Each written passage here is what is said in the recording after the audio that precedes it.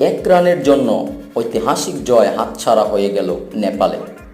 শেষ বলে run out করে জয় ছিনিয়ে নিল দক্ষিণ আফ্রিকা। আর সেই রান আউটের কারণে নিজেদের ক্রিকেট ইতিহাসে সবথেকে বড় জয় ছিনিয়ে নিতে পারল না নেপাল। আর যে কায়দায় রান আউট হলো সেটা নেপালের হৃদয় আরও ভেঙে দেবে। জয়ের জন্য শেষ বলে 2 রান বাকি ছিল। বলটা ব্যাটে ঠেকাতে পারেনি নেপালের গুলশান জান। 1 রানের জন্য দৌড় দেন তিনি। উইকেটের পিছনে থেকে বলটা ছড়ে দেন কোয়েন্টার ডিকক।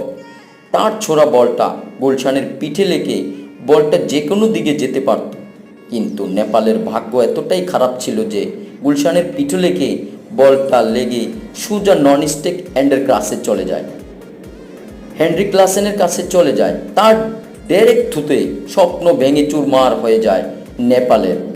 জয় হাতছাড়া হয়ে যায়।